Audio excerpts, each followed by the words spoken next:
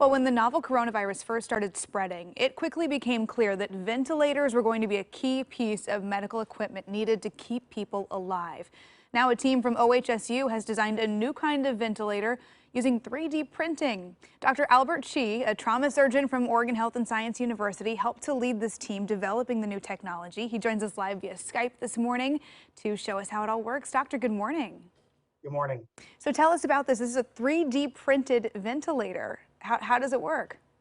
Yeah, it requires no electronics. It's powered, we loosely say powered, there's no electricity that's involved, but powered by air.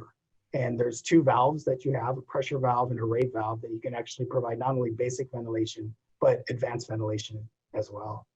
So I think that the no electricity thing, that's interesting because not only does that mean that you could probably set this up more quickly, but you could use it in other parts of the world where that would also be a concern, right? Absolutely. Our hope really is to provide this device to austere environments. Not only that, it could be very useful in a crisis situation if a second wave of the pandemic hits, but also we're really thinking in military applications and in areas throughout the world that may not have as many facilities available to them.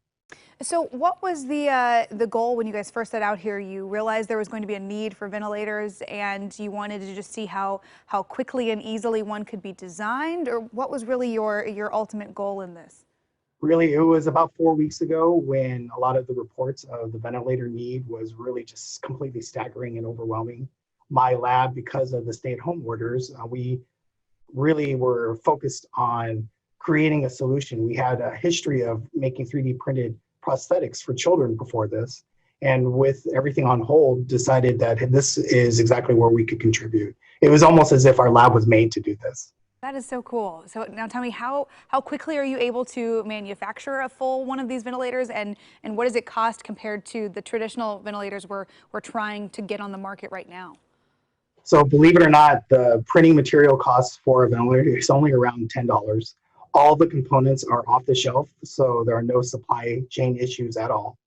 And compared to a regular ventilator, I don't want to say that it is a different device. It is not meant to replace a traditional ventilator, which can cost up to tens of thousands of dollars.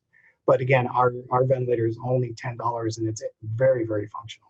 Sure, and in an emergency situation, I'm sure would be very much appreciated. Now, I know even though it's designed, it's working, you've made these, but they can't roll out to hospitals nationwide just yet. What federal approval still has to happen? What would need to happen for this to be available to doctors around the country and around the world?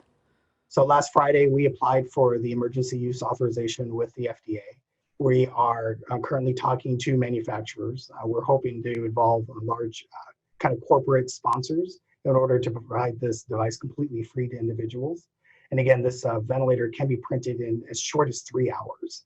So depending on the manufacturing capability, I mean, really the potential is really endless. No, it really is. And I know we'll be closely watching to see if that approval happens and where this can go to certainly save lives in this pandemic.